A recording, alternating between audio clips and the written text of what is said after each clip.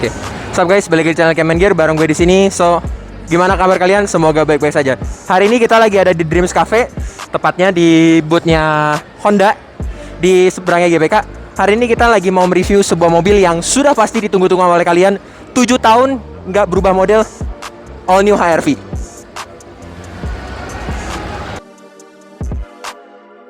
Oke, jadi kita bisa lihat dulu untuk dari tampang depannya.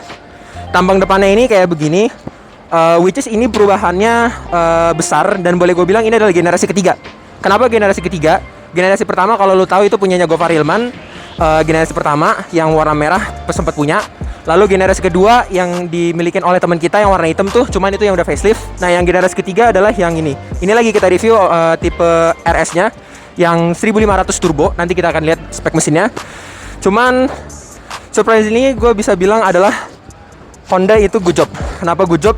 Mengingatkan gue ini kayak Mazda sebenarnya sih. Ini dia desain grillnya diamond cut begini, ala-ala chrome yang mengesankan elegannya. Terus sama kalau bisa dilihat ini adalah kaca.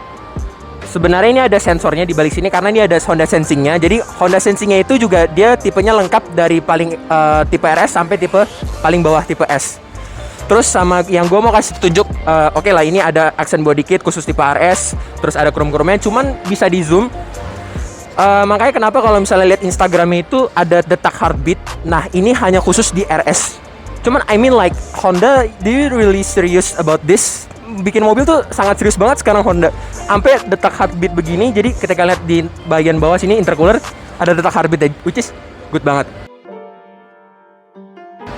Oke, kalau di bagian samping tarikan garisnya sekarang di atas bukan di bawah. Biasanya kalau di bawah itu dia di bawahnya door handle. Dan kalau yang di sebelah kiri ada Honda Lane Watch namanya. Jadi kalau misalnya kalian sen kiri, ntar ada gambarnya. Ntar kita tunjuk di interior. Bagian velgnya sendiri ukuran 18 inci dengan ukuran 225 50 ring 18. Dan kalau yang tipe SE sama 18 juga dengan finishingnya gunmetal. Cuma yang di tipe S sama tipe E itu dia ring 17 beda sendiri. Kayak gini gambarnya. Dan depan belakang udah cakram, ABS EBD BA udah lengkap semua. Salah satu ornamen yang tidak dihilangkan oleh Honda adalah sebenarnya sih ini awalnya ini Sanjuk ya, tapi but it's good nggak dihilangkan oleh Honda. Lanjut ke belakang. Oke, kita sudah berada di bagian belakang dan ini kayak Porsche Taycan nggak sih? Ini nyambung. Tapi kalau lihat ntar kita kasih sinematiknya, ini tuh nyambung, cuman kayak dia tuh bukan kesannya LED murah, lampu LED murah biasa ya, cuman kayak dia tuh kayak lebih ini by the way ini nggak ada kayak aksen-aksen di CR-V ya, jadi dia polos aja kacanya, ini bener-bener polos.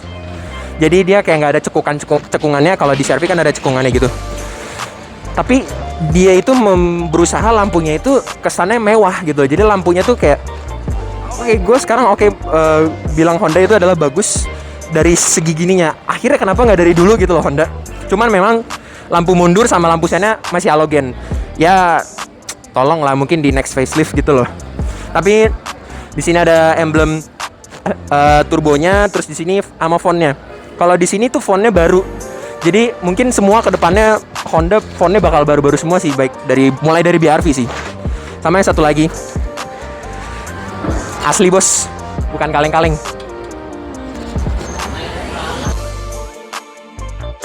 Mungkin gue nggak tahu sih, ini nggak ada kuncinya. Dia bisa begini soalnya. Nggak bisa, nggak ada kuncinya. Dia bisa di kick sensor juga. Udah elektrik juga bagasinya. Dan akhirnya LED, ya Allah. CR-V gue nggak dapet, tolong dong. LED kanan kiri lagi. Dan kursinya juga bisa dilipat 60-40.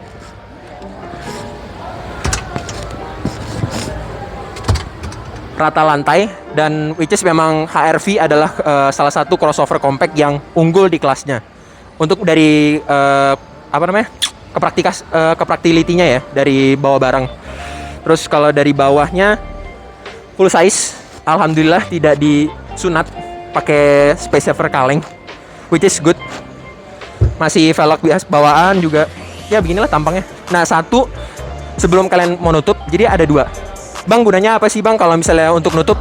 Yang ini oke, kalian tahu kan, untuk misalnya ditutup biasa ya. Cuman kalau kalian pencet ini, ketika kalian pencet ini, kalian menjauh gitu, itu dia akan ngunci sendiri. Si HRV mobilnya ini akan dia ngunci sendiri. Dan mobil ini juga sudah walk away lock door, which is good.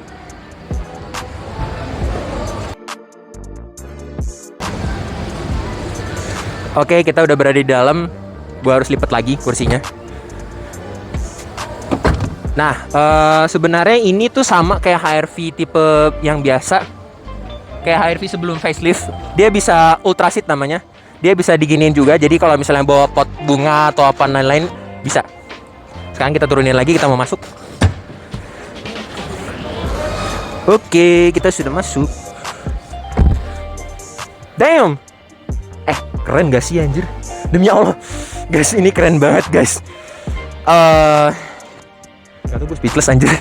I mean really, I'm speechless. Cuman kayak ya, satu baru masuk udah langsung disuguhin ke negatifan oleh Honda. Please, tolong, dari mulai Civic hatchback, Civic sedan, Civic yang baru, CR-V enggak sih? HRV yang lama enggak juga. Nah ini, tapi untungnya dapat 3 headrest. Seatbelt juga lengkap. Duduk di tengah. Tinggi gue 185 dan which is tidak baik dan tidak benar duduk di tengah. Tapi ininya oke, karena dia penggerak roda depan. Sebenarnya kayaknya ada versi AWD nggak sih di versi Jepangnya, cuman gue nggak tahu deh. Nanti tinggal gue cross check, gue kasih tulisan.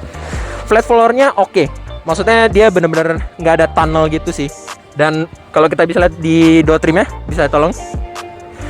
Di door handle-nya ini ada aksen chrome, tapi chrome-nya bukan chrome yang norak ya, tapi chrome-nya kesannya mewah. Sorry. Kesannya tuh mewah gitu. Dan ini piano black, terus sama ini ada cup holder gitu di sini. Speakernya di situ. Speakernya kalau nggak salah ada 6 deh, apa 8 ya? Nanti gue cross check lagi. Sekarang kita bagian yang paling disukai. Oke, kita masuk ke bagian depan. Ini BTW Honda akinya habis nggak nih ya? Ya Allah Honda, tolong dong. I mean, dengan harga 500 juta nggak ada electric seat, tolong please. Cuman kursinya enak sih. Tapi bener deh guys, coba deh mikir deh.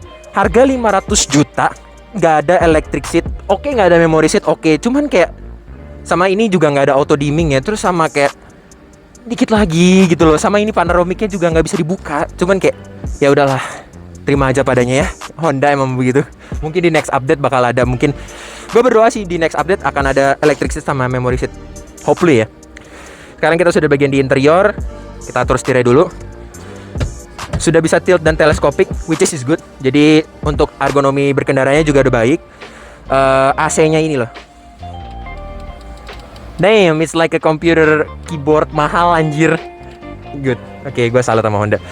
Terus attention to detail yang kedua adalah kita lihat di bagian AC dulu sebentar. Kenapa gue bilang di bagian AC? Jadi ini klikannya bisa ditutup, bisa dibuka, namun bisa juga dari sini. Jadi kalau misalnya kalian itu merasa kacanya kurang, aduh kaca gue embun nih, tolong geserin dong. Nah jadi kaca drivernya, kaca sini itu nggak bakal berembun lagi. Jadi makanya bisa diarahinnya ke sini.